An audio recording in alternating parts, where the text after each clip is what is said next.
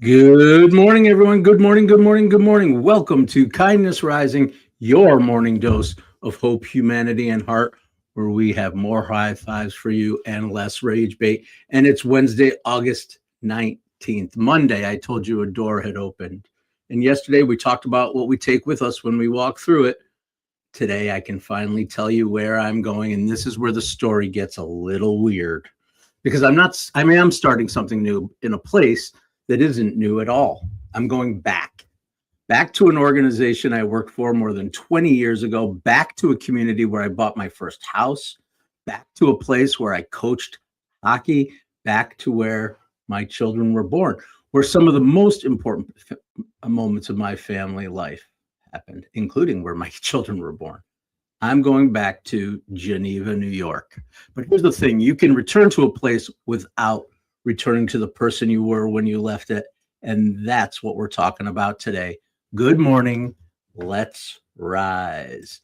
Hello, hello, hello, Jess. Welcome in. Always the first one in with the kindness crew. Welcome in, Roseanne, Mother. I'm glad you're here too. Others will be joining us shortly. Of course, Sully is here. Absolutely. And we are getting going here on our Wednesday morning.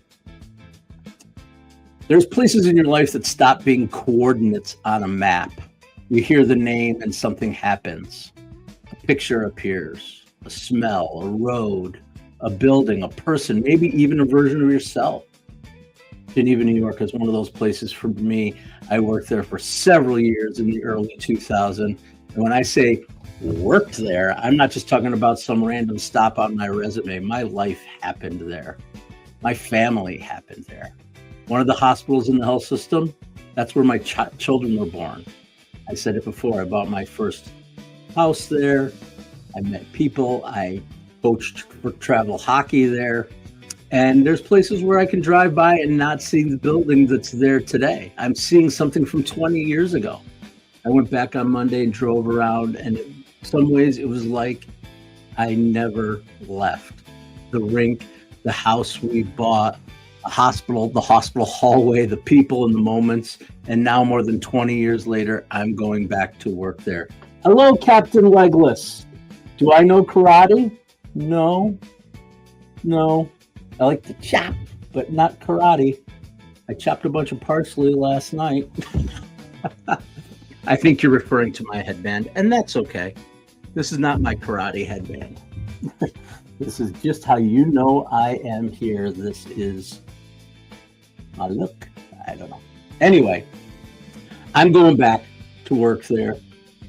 Wax on, wax off, my friend. Yes. I was actually thinking about that yesterday when I was cleaning the car windows. I'm going back to work there, and even a stranger, the person who recruited me into this new role, even stranger, not a stranger. Oh my goodness, what's wrong with my brain? Even stranger is that the person who recruited me into this role was my boss back then. She has risen through the organization, and now she's the chief operating officer. And there's something wonderfully circular about that. The person who knew me as a leader 20 years ago is helping the door for the leader I've become now. And that's made me think a lot about this idea. Can you ever really go back? I don't think you can, not completely, because the place has changed. The organization has changed. The community has changed. The people have changed. And thankfully, I've changed. The Matt who worked there back in 2003 didn't know what was coming. He hadn't lived through the leadership experiences that followed, through the pandemic, walking away from healthcare, teaching graduate students, doing this, Kindness Rising, and Without a Net. I haven't spent hundreds of mornings trying to understand ideas like psychological safety, curiosity, and what it means to build in the room.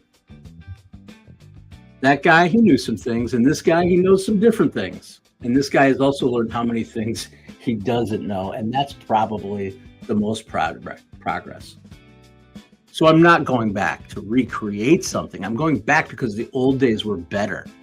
I'm not going back because the old days were better. I'm not trying to become the leader I was then. I'm going back different. And I think that's an important distinction because sometimes life, it circles around. Maybe you return to a hometown, a career, or an organization, or a hobby, a dream you put away 10 years ago. And there's that temptation to think, am I going backwards? Not necessarily. Going back to a familiar place isn't the same thing as going backward in your life. Sometimes you revisit something with 20 years of additional perspective, and maybe you see what you couldn't see before. Appreciating what you took for granted, or have something new to contribute, or you weren't capable of then. That's what makes this feel less like I'm going back into healthcare and more like I'm bringing the rest of the journey with me. Of course, Captain Legless, you can ask anything. Every chapter between 2006 and now gets to walk back through that door, and I love that, because maybe life isn't a straight highway. Maybe it's more like one of those spiral staircases. Oh, we've talked about spiral staircases before, and here I am on it. You come around, and suddenly you're looking at something familiar, but you're standing at a new elevation. That is what's happening for me right now. Welcome into Kindness Rising. I appreciate you. We're going to get to our who in the world right now. My images are all gone. What happened? Okay, maybe we're not going to get to our who's who. Well, we're not going to have images, but I'll give you the clues. All right. Today's who in the world, we always talk about somebody, and today we're not really related to the topic, but more related to the fact that it's his birthday. Okay, so I don't know what happened to my clues, that they're not visually appearing, but listen up. Our who in the world today, as a teenager, he worked in restaurants for his father, and he learned to play the drums early. That is our first clue. All right. Captain Legless, what question do you have? If every belief you've ever held was shaped by things you never choose, your genetics, your childhood, your culture, trauma, and experiences, what part of you is actually choosing? Ooh, that is a great point. And Jess comes in with, once you're aware of your biases, you can do your best to avoid them. I think I agree with that 100%. Yes, it is true that your beliefs are shaped by things you choose, your genetics, your childhood, your culture, and your trauma, but it's also shaped by your choices, right? If you make your choices, you have free will to make the choices that put you in a place where your beliefs are supported or your beliefs are questioned, maybe. I love that. Love that. Because if you start questioning them and looking at where those things are coming from, your genetics, your childhood, your culture, and trauma, you can ask yourself, is this really me? Yep. And that voice that's inside your head telling you things, that's not really you either. It's another thing we've talked about. Absolutely. Thanks, buddy. I appreciate you, Sully. You are here every day, and I am glad that you are. 3 more episodes of Kindness Rising in the morning, and then next week we're going to get going at a little different time, and I'll be sharing more about that later on in the week too. But anyway, I've been thinking about it and working on plans, because I am not going to stop live streaming and coming here and building a community and welcoming people like Captain Legless and Jess and Sully and all the others that are out there. Not going to leave you hanging, guys. That's just not who I am. And you mean so much to me. I don't know at this point what my life will be without coming here every day. It gives me a chance to think about myself, think about my life, think about you, think about others, and how to spread a little bit of kindness and a little bit of positivity. It is part of my daily discipline now, and that doesn't end just because the morning show ends. All right. You sick of this song yet? Let's get a new one. Yep. We know this song. We know it. Here comes the drop. It's our Kindness Spotlight. Every day on Kindness Rising, we highlight good organizations doing good work for good people, and today is no different. Every single day, I can get my screen to cooperate. And since we're going back to Geneva, I'm going to highlight an organization in Geneva to come from the community that I'm returning to. It's called the Geneva Center for Concern, and their mission is wonderfully direct. They help meet the basic human needs of people in their community: food, clothing, support, connection to resources, the kind of things that don't always make headlines but can make an enormous difference when somebody is having a hard time or a hard life. They operate a food pantry, a thrift store. They connect people with help, and I love organizations like this because their work happens close to the ground. This isn't an abstract idea, I'll improve society. It's someone in our community needs food, what can we do? Someone needs clothing, what can we do? Someone is overwhelmed and doesn't know where to turn, what can we do? That's powerful, and it's about community. Because community isn't merely the place where you live, it's the decision that what happens to the people around you matters to you. That is kindness. Remember, back to our basic definition of kindness, that word kin is in there. I recognize something in you that is also in me. Yep. Community is not just the place where you live. It's people looking around their own neighborhood and saying, we can help here. And on a day when I'm talking about returning to this community, I like highlighting the people who never stop doing the work and caring for it. That's the Geneva Center for Concern, and that's today's Kindness Spotlight. Boop, boop, boobity boo. Dubs in the house. It's foggy where Dubs is. Yeah, it is. It is foggy, isn't it? I don't know. It's not foggy where I am, but I hope that maybe kindness rising helps you see a little bit better through the fog. All right. When now we're moving on. One more. Let's keep it going, Matt. Don't slow down. Here we go. Whoa. The coffee is kicking in. Wait, that happened today? Yep, August 19th, 1960. Jess, I know you're an animal lover, and I think there's others out there. Absolutely. Couple of dogs coming down from space. The Soviet Union launched a spacecraft called Sputnik 5, and on board were the two dogs, Belka and Strelka. Oh, and also a rabbit, dozens of mice, rats, flies, plants, and at some point this stopped being a space mission. Seems like maybe there's a little bit of Noah's Ark with a rocket attached to it. The goal was serious, though. Scientists were trying to understand whether living beings could survive orbital spaceflight and come home safely. That last part matters because early space animals, including the famous dog Laika, had not survived. But Belka and Strelka went into orbit on August 19th. They circled the Earth, spent a day in space, and returned home safely. They became the first dogs to orbit Earth and make it home alive. And the story can get even stranger if you'd like. Strelka later had puppies, and one of those puppies was eventually given by Soviet leader Nikita Khrushchev to JFK's family, because apparently Cold War diplomacy occasionally involved space puppies. You call me the space puppy? Imagine today's State Department briefing. Mr. President, Moscow has sent a gift. What is it? Oh, the daughter of a cosmonaut dog. What? But underneath the wonderfully strange details, there was something important happening. Scientists were learning that you could leave Earth, experience something completely unfamiliar, and come back not unchanged, but alive, with new information, new understanding, and eventually the knowledge helped prepare the way for human spaceflight. Sometimes the remarkable part of the journey isn't simply going somewhere nobody has gone. Sometimes it's coming home with something you didn't have when you left. Wait, that happened today? Yep. All right. We're heading into the jam. All right. Of course it's puppies bringing peace. Yes, there it is. It is. Space Captain. Yes. All right.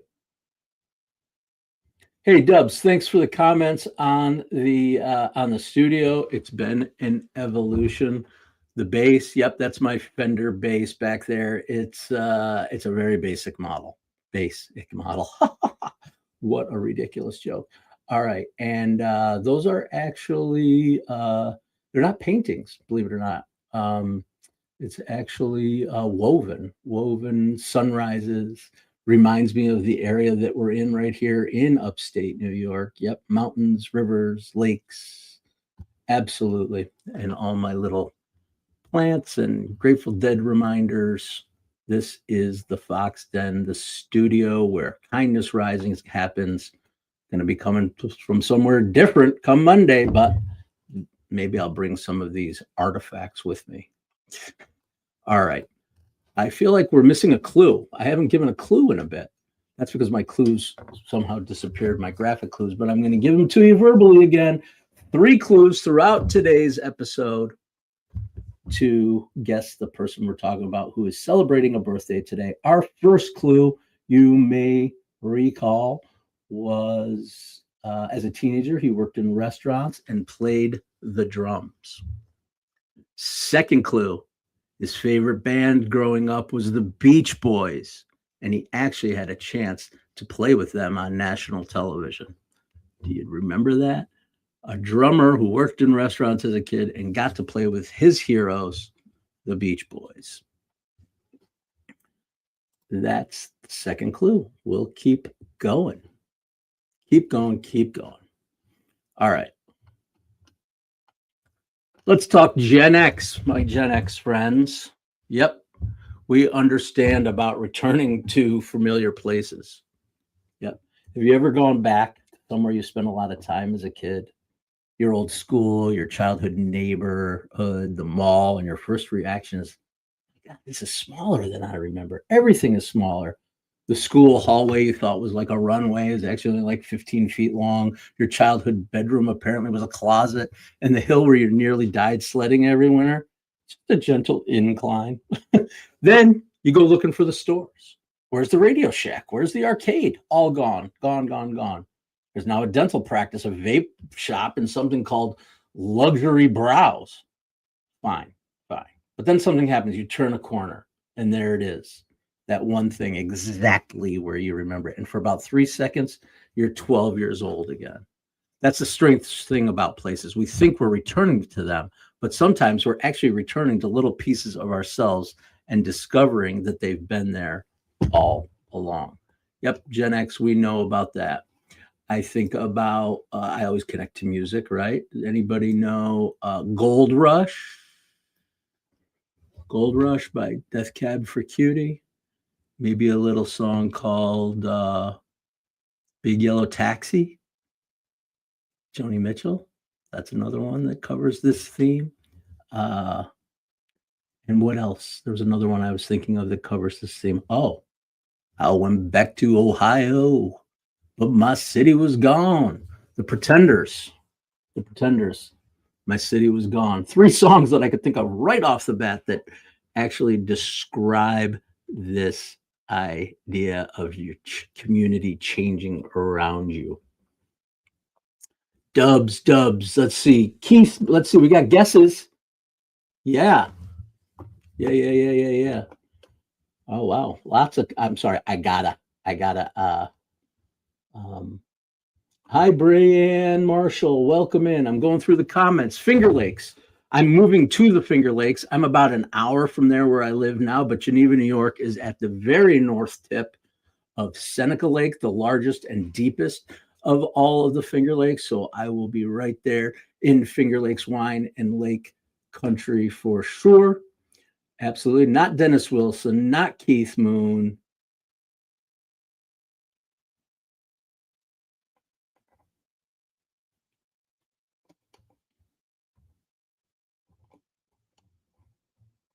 Sully, you think you know it?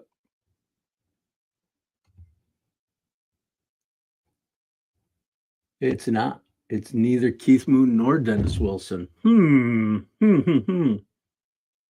Okay. So you got 2 clues. Now wow, time is flying apparently. Let's see. What do I want to do next? All right, we'll do this. All right, got to do this. Do this. There it is. There is actually a concept in research that's researchers, there's a concept that researchers study, and it's called place attachment. It's the emotional and psychological bond that we develop with particular places. And it makes sense because people are connected, or places are connected to people and experiences, your identity and your memory. Think about it. There's probably a place in your life that would mean almost nothing to me. A house, a street corner, a diner, a lake, school. But if I took you there, you could tell me stories for hours because you're not simply looking at the physical space, you're looking at what happened there. Research on place attachment suggests that our relationships with places isn't fixed, though. The meaning of a place can evolve as we evolve, and that's fascinating to me because it means the Geneva I'm returning to isn't exactly the Geneva I left. Even if every building were identical, which they're not, I'd experience it differently because I'm different. And maybe that's why returning somewhere can feel so emotional. You're standing in the present while your brain keeps opening windows to the past. Here's who I was here. Here's what mattered to me here. Here's what I hoped for or was scared about. And then comes a really interesting question. Who am I now? It's not nostalgia, at least not only nostalgia, it's identity. Places can become markers along the story of who we're becoming, and when we return, we get this rare opportunity to see how much distance we've traveled without changing our coordinates. That's a little bit of research for you today. Digging on this tune, too. All right. Lots of guesses. John Stamos in the house. Tony Williams. Max Roach. All right.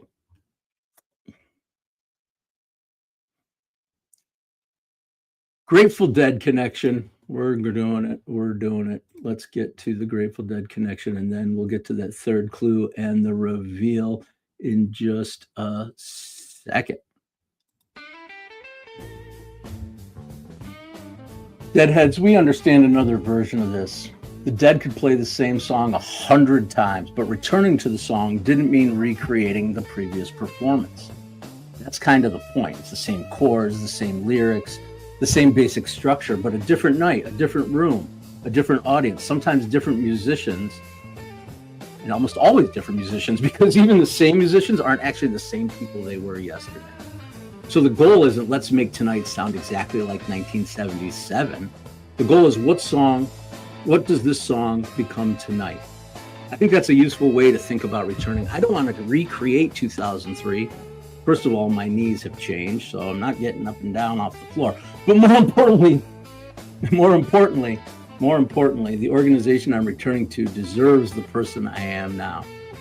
Not my impression of the person I used to be, the experience that I bring, the memories, the familiarity, that all matters, but familiarity should give you roots, not handcuffs.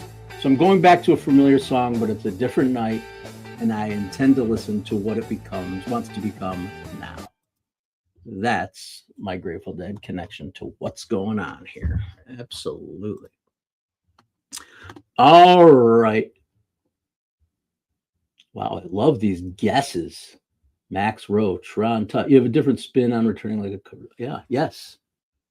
Thank you. You do. You bring joy, different joy to the path. 100%. All right. Well, I'm going to tell you this. The name is in the chat. Somebody guessed it, and I think this third clue is going to seal the deal. Have mercy. Yep. He started on General Hospital and then became Uncle Jesse on Full House. Have mercy, Jess. Have mercy. Let's get to our kindness compass, and then we'll talk about him.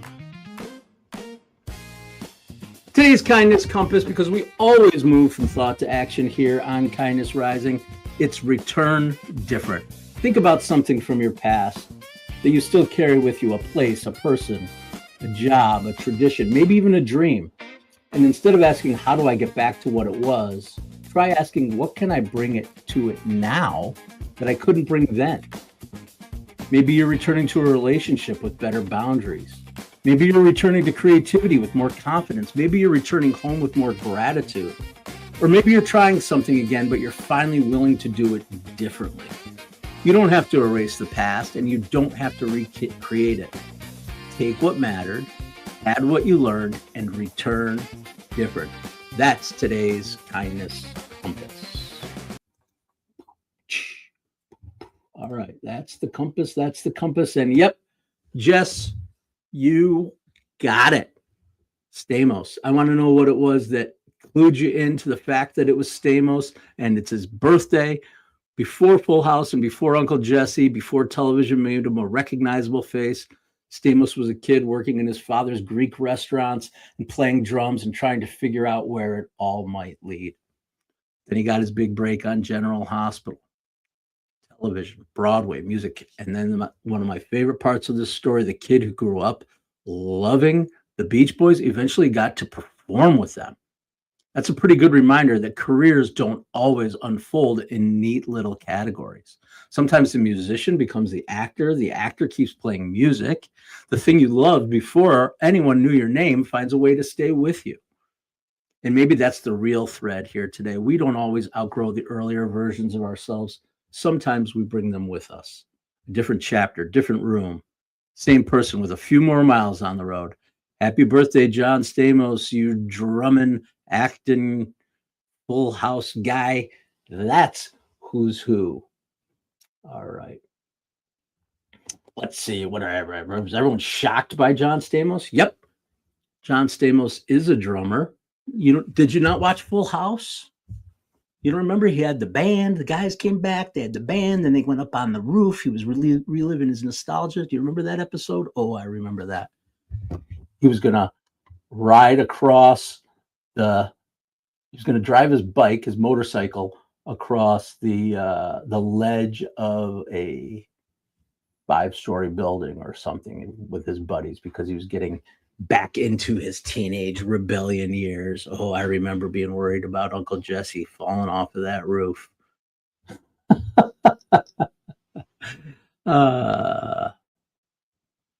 Yep. Nice, Sully. He dined near you. Okay, cool. That is awesome. The twins, yes, Mary Kate and Ashley Olsen. Yes. Well, we can go back to our Full House memories with Kimmy Gibbler and whatever else we want to talk about. But actually, what triggered in my mind before we close it out here quickly, talking about how when you go back to a place and the memories flood back and what I see, you don't see. For years. So I went to Ithaca College, which is about about an hour from here. And there's tons of beautiful outdoor spaces in my family. We actually spend a lot of time there in the waterfalls and hiking and the restaurants and stores and whatever. We love it there. It's one of our favorite places. But my kids hate going there with me, at least when they were little, because I would take them on the college tour. Hey, that's the roof I jumped off of. Hey, there's a place where I met so-and-so, or, well, we did this or did that, and they could not possibly care less. They could not possibly care less. Yep, Cornell is in Ithaca, too.